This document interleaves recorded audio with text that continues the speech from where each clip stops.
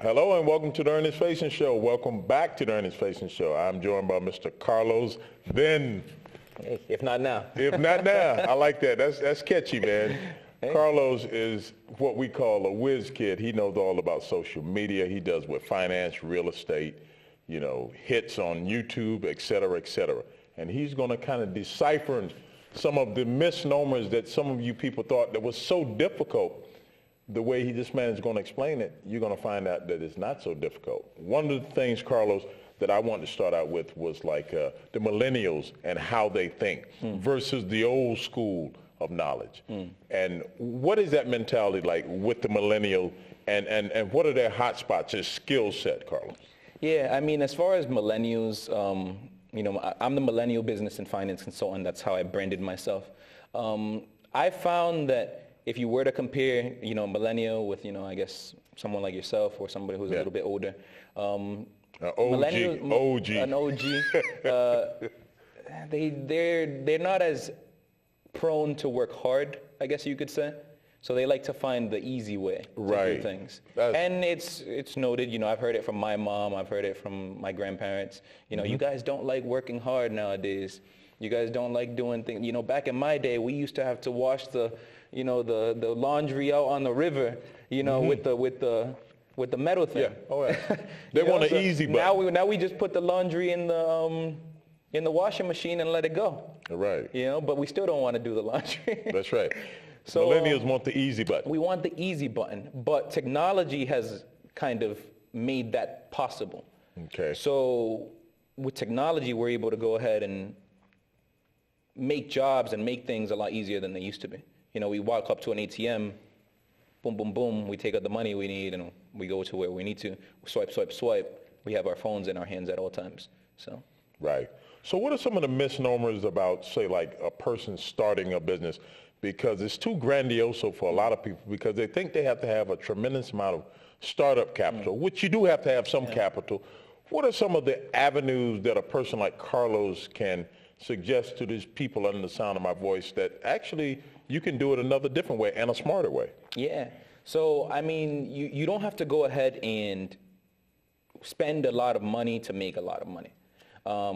Nowadays, there's so many different avenues, especially, like I said, because of the internet, that you can make money with a relatively low cost as compared to in the past. So before, if you wanted to open up a store, you had to go and you had to find real estate. You had to go and you had to, pay rent or a mortgage or utilities. Whereas now you can literally go ahead and open up an online store and that's it. What do you spend? Maybe $30 on the domain name, which is the name of the website. Things like that, marketing. And that's why places like Sears and JCPenney's are going out of business because Amazon said, look, we're here to stay. And guess what? You don't have to go to the store. The only thing you got to do, pull out your little handy-dandy credit card and with your cell phone and type in some digits and put your inbox and start shopping cart. Yeah, it's easy. And I mean, the thing is that Amazon did it in such a way that is like incredible because first they started off as a bookseller. They only sold books. And then they went ahead and they started adding other products and they found out what people want. So as you're going ahead and you're finding out what people want to buy, and then you go ahead and you actually start making your own products because now they have Amazon products on Amazon. Now they know what people want to buy and they're making more money because of it because they're selling them their own products. That's interesting. So it really is easier and it's more convenient because you can also do a visual and see what you want and what you don't want. Exactly. Which is pretty good. So you've dealt with real estate, is that correct? Yeah, so I own... is that one of your skill sets as well? So I own an investment property, which was life-changing for me. It's a 3-family house. How did you go about getting that, if you don't mind? Yeah, so I mean, I went the way that anybody would. I started off working really hard. I used to work at T-Mobile and Bank of America, both jobs. And in working both of them, I went ahead and, I accumulated a bunch of money to, invest because my goal was to buy a house before I turned 25. I actually closed on my house the day before my birthday, which was great. So I did accomplish my goal. And it took some work. I mean, my house, I actually got it foreclosed which is something that a lot of people don't know that they can do. And foreclosure is huge. it's huge. And I got my house for relatively low, and guess how much it's worth now? Yeah, a lot more than what I got it for. I bet. You are watching the Earnest Faison Show. We're going to try to decipher some of these misnomers as far as things that you can do, things that you can't do. And Mr. Carlos here is the perfect person to kind of lead us through this process. As we move forward, one of the things that's been getting a lot of notoriety, and I've actually almost been drunk on the Kool-Aid as well, the Bitcoin and cryptocurrency. Oof, Mr. yeah. Carlos, then, please do your thing. So the funny thing about, cryptocurrencies is that it's not based on anything. So you know how, like, when the dollar first came out, there's definitely no paper trail. So that's one of the reasons why a lot of people like it. But the thing about cryptocurrency, the reason why it rises and lowers in value is because it's what you think the value of cryptocurrency is. It's not what... See, that's confusing to me, Carlos. Exactly. Can you go a little deeper? Yep. So you know how, like, the dollar used to be backed by gold? Exactly. Fort Knox. Yes. Back in the day, Fort Knox. Yes. So there you go. Cryptocurrency is not backed on anything, really. It's just... So I'm John Q. Public. Yeah. I've got $1,000 set aside Yeah. that I was going to, go on a trip, but I see this Bitcoin going Yeah. up.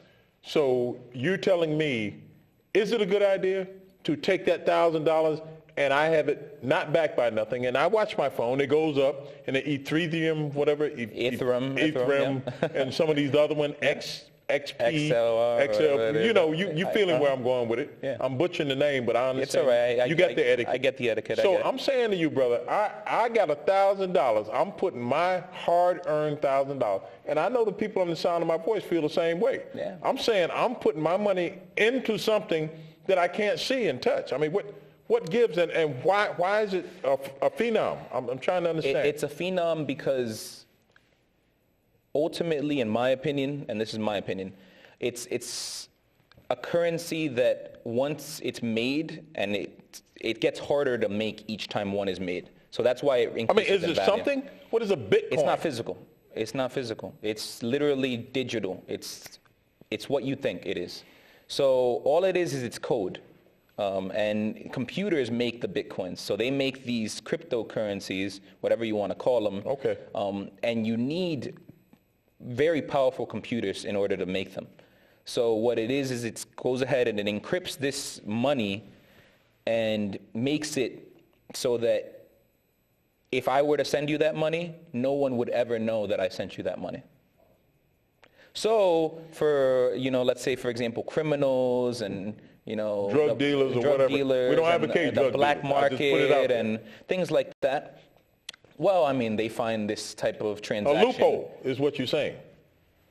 I mean, it's not really a loophole because you're giving it to them directly. It's just there's no way that anybody else can see what you give them. A paper trail. See what's There's no up. paper trail. Yeah. Oh, the only Money person who laundering, has you the paper can't. trail is the person who sent it. Because they know who they sent it to. Okay, so I'm going to move forward with Warren Buffett said, stay away from it. Berkshire Hathaway, who is one of the most respected people, richest men on the face of the earth, he's been around, he's saying stay away from it. But like anything, you know this probably better than me because you deal with it. The next best thing, people going to be like this anyway. Yeah. But then when it pops, you're going to say, I should have did it. Well, is that correct? The thing about Bitcoin, for example, it did hit a high amount. It did. And it dropped substantially. Do you lose the money? Well, it's just like anything, any investment that you make. If you invest and you invested at higher than what it's at now, then yes, you lost money. So, I mean, I actually made $1,000 last week off Bitcoin, but that's because it went up from the price that I had it at. Okay. Yeah, you see? You buy low, you sell high. Well, exactly. Well, there you go. They supply and demand. That's how it is. And again, this is what even I had some trouble understanding it at first. You see this blank look on my face because my people out there on the sound of my voice, I hate to do it, wait for it. What we have here is a failure to communicate. You know what I mean? I can't see it. I'm putting my money in it. If I lose it, you know what I mean? I can't vent against nobody. I mean, I'm just trying to understand what's going on here. And it's not backed by it's not FINRA or like, you know, it's FDIC. Nope, none of that. See, already there's a problem. So it's not like FINRA is not involved with them really. It's their own kind of marketplace. And a lot of places are supporting it now because it's such a big... what is it? Wells Fargo is accepting. Yeah. Some of these rappers out here in the game are getting paid on Bitcoin. Yeah. I understand restaurants are accepting Bitcoin. So, I mean, is this the wave? I mean, Carlos, you're in the financial district. Is this the new wave? I don't know. I mean, anything digital is the wave. They don't want you to walk around with cash anymore because, I mean, cash, although it's traceable, you know, it's also not the way that the government wants you to do transactions. Mm-hmm. They want you to pay with checks. They want you to pay with, you know, credit cards nowadays more than anything. So they can monitor. So Big Brother's always watching. Big Brother is always watching. I got that. Our biggest form of currency is going to be within our hands at all times, and that's our phones. So whichever way they decide. You heard it here first, ladies and gentlemen. Yeah. Your phone. Yeah. So they can definitely keep an eye on you, just like that good old thing called a monitor TV, so they can watch too. Yeah, I mean, that's kind of getting into conspiracy theories, but I mean, I'm a fan of those. Well, like I told you, this show would flow, and I figured I could do some mental ping pong with you because, you know what I mean, well, you're looking at a lot of different kinds of things here. You look at it this way. You have your mobile phone. At one point, your mobile phone was able to remove the battery, right? Okay. There's a reason for that. As long as an electronic device is connected to a battery, it can turn on, whether it's on or off, or it looks off or on. So if I take my battery out of my cell phone, it lost its power. They can't track you. No. Is that true? Because I've been told that. That's true. That is true. Yeah. Okay. So as we just continue this wonderful conversation, man, because we're giving them the straight goods. I told you we would. And, I mean, I'm a wealth of knowledge. Yeah. Well, I mean, we're going to drop it on them, just like I told you in the room. So computers and it's Bitcoin and everything and quantum computers. Yeah. Where do you see it as far as manpower, that is you and I, physical people doing the job, and these quantum computers? It's going to cut back on maybe a third of the workplace, I heard, or something. Yeah, so very soon, people are going to lose a lot of jobs. People that are studying for jobs now, they probably won't exist in 5 years. And the reason for that is computers and what we're doing with computers. Like automation is taking over a majority of jobs, and there's actually people that have the job to think of a way to eliminate jobs.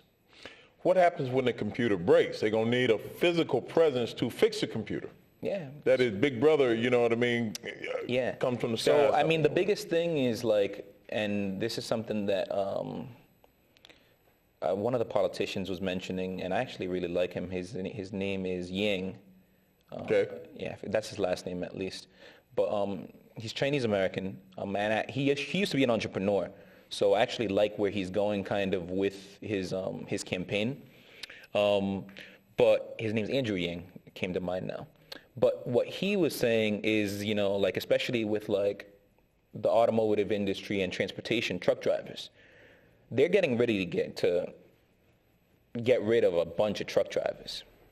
Now, the way they're going to get rid of them is with trucks that drives themselves. Well, again, Carlos, I was trying not to do it, but I got to do it. What we have here again is a fade to commit. You trying to tell me 18-wheelers, 130 tons or whatever it is, going to be on the road with massive amounts of weights, driving themselves? Driving themselves. What if somebody jams the signal? Now that big horse just don't stop on its own. Yeah. It's gonna run into and these are things that they're thinking about. we have whizzes in our world, especially in America. We have some of the brightest minds in the world. Oh, absolutely. Hackers. And hackers, yep. And that's mainly where we would see a big of the problems. So like we'd see, cyber terrorism, for instance. Could that be like, not to cut you off, that could be an avenue for like cyber terrorists, like you said. Cyber terrorism. You say jam the signals and just like an air traffic controller. Yeah, we can't have big rigs crashing into things. Right. Right. It'd be catastrophic. But one thing that they were mentioning that would kind of counteract that is that, let's say, for example, if the machine were to lose its signal, for instance, or if there was a way that it couldn't continue to drive, there'd be a way to almost log disengage into it, engage into and manually start driving it. Yeah. So there would be a way to almost like remote into the computer. You know how like somebody, you call a tech guy and they're like, oh, well, I don't know what to do. And, they're like, okay, well, push a few buttons on your computer and then they'd start doing everything for you on your screen. Well, that's what they want to do with big trucks. Very interesting. You're watching the Earnest Faison Show. I am your host, Earnest Faison, and we got the nowadays Nostradamus here, who's telling us what this world is going to look like here in the next 30 to 40 to 50 years. He's saying that there are going to be 18-wheelers, ladies and gentlemen, who are not going to be manned by a human being, going to be on the computer, and you're going to be driving these things. That's fascinating. We also spoke about the cryptocurrency, the Bitcoin. I'm sure you've heard about it. And he's saying that it's here to stay. Mm-hmm. So what other things on the horizon do you see that right now, with the naked eye, the layman out there, you say you're out of your mind? What do you see that's going to be the next big thing? I mean, really anything that has to deal with automation. You think about it. That's where everything's heading. So if you can get into, the next big Uber or something like that, then... Right. That sounds fascinating. Yeah. So we got mutual friends at the Premier Barbershop. Yeah. Shout out to them. Shout out to Premier Barbershop. Yeah, exactly right. And my barber, who's a diva, Chris. Yeah, Chris. As a matter of fact, I went to go get a hot dog on the street because I support the small business. Yeah, small business. And the guy asked me, says, "Chris, your barber?" I said, "Yeah." He said, "Is he ever on time?" I said, "It's not a good look." But that is, Premier Barbershop has a pretty good business model. Would you agree? I would agree. And you were the individual who helped start that. Yeah, so I did help, the owners, Eric and Willie, start Premier Barbershop, and that was actually something that they were able to do, mostly on their own. Yeah. But they just didn't know how. And again, we're nonprofit. We're not advocating Premier Barbershop, but we're shining the light more on the fact that about honing in your skill set and how you were able to get them up and running. Yeah, of course. Based on your knowledge.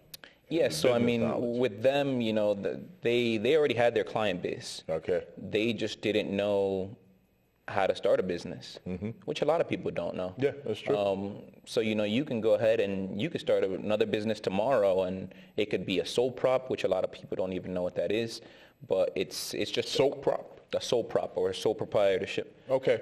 Where you'd go ahead and essentially you'd open up the business under your social, as opposed to what other people call an employer identification number or a tax ID number. That's just like me. I get off the road whenever we come to DBA, doing business as, or AKA also known as. Also known as, yeah. Yeah, and then you took it even a step further.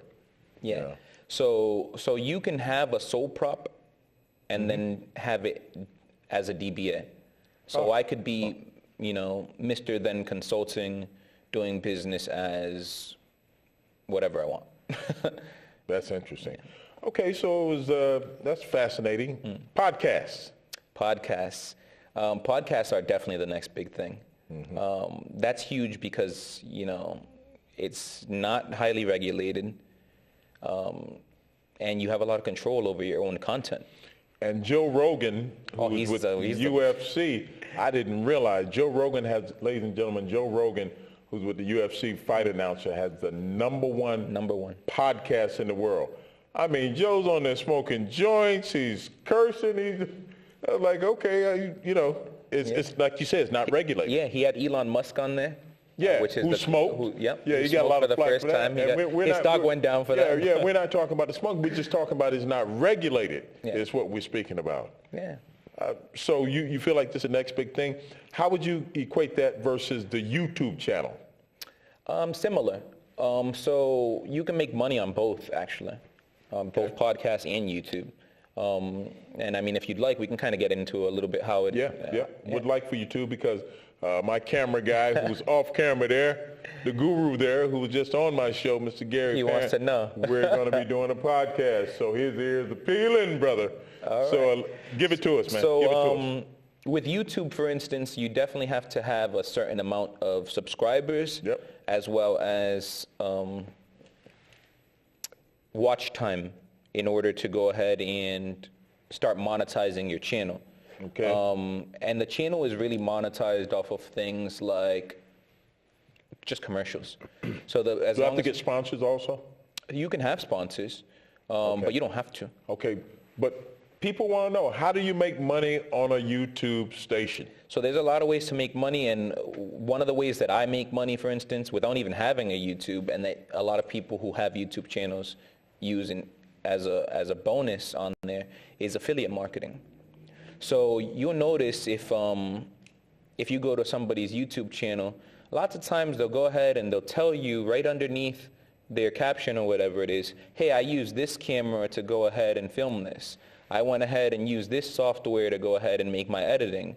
I went ahead and did this to, this is the laptop that I used. And the reason why they do that is because they're getting paid every time you click on those links and buy something like that. So for instance, I'm just putting it together. I'm an Amazon affiliate, as well as a few affiliates to a few other companies like, tax companies, things like that. And whenever people use my link to things, I get a percentage or a certain amount every time somebody buys something. So in putting that in your YouTube channel and across the web, for instance. Now, the average person do not know this. The average person does not know that, no.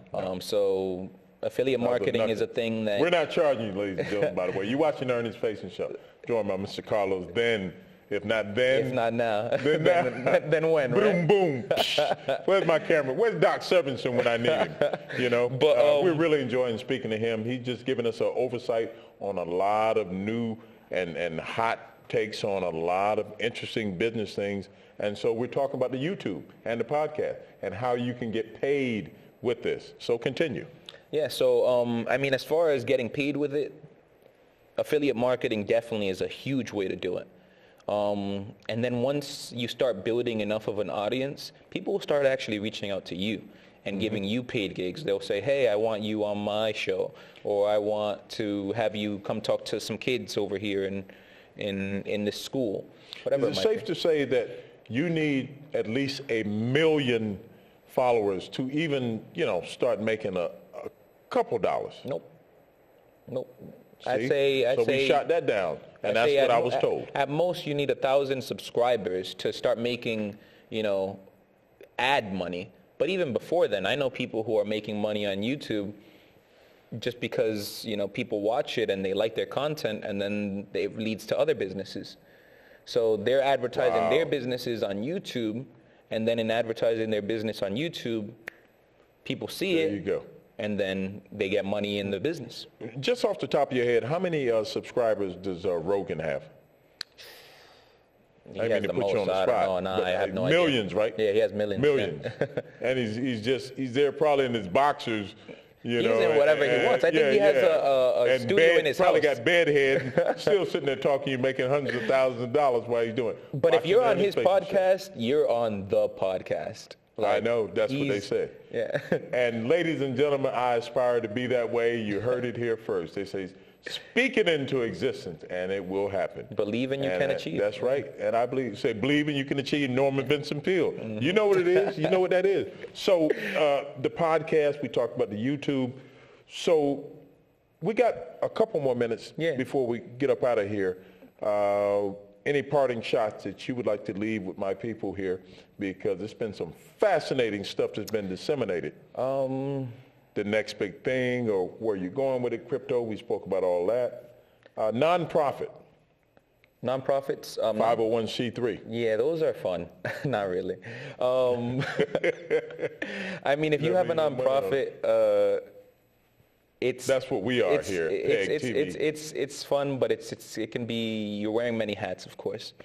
Yeah. So. Well, I got the hardest working man in show business, Mr. Rick Dorman. He's the master of all of them. So yeah, I get that.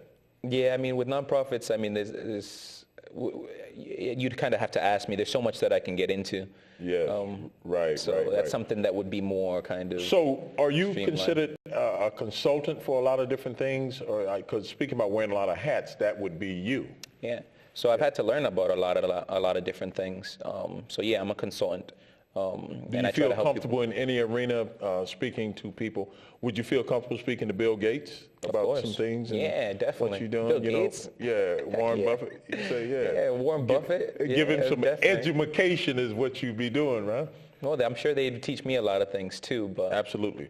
You know, this has been fascinating to hear you speak about some of these things. Tell me about e-commerce before we get up out of here, real quick. Yeah, so I mean, it's just literally commerce on the web. So if you were to break it down, you can go ahead, and I had a business that I just recently sold. It was called Reusable Friend, where I had like these little collapsible reusable cups. And literally I just went ahead and I'd order them from China and I'd directly ship them to whoever ordered them. So it's a thing called drop shipping. Yes, which we spoke about. And drop shipping is nice because it doesn't involve a lot of cost. So whenever somebody would order a cup from me, which we can get into numbers because I don't mind. Let's say, for example, the cup costs $20. Well, the cup cost me $5. So I go ahead, I get the $20 from my customer, I spend the $5 to order the cup, and they get it from China. Interesting. That's fascinating, man. But, I'm going to be picking your brain more and more about this podcast and everything, because this party was well made, and let it be known. It's been fun, but I've got to run. My name is Earnest Faison. We will try to do better next time, but we feel like we did pretty good this time. Until next time, take care of yourself. Excellent, man. Pleasure. Excellent information. I like it.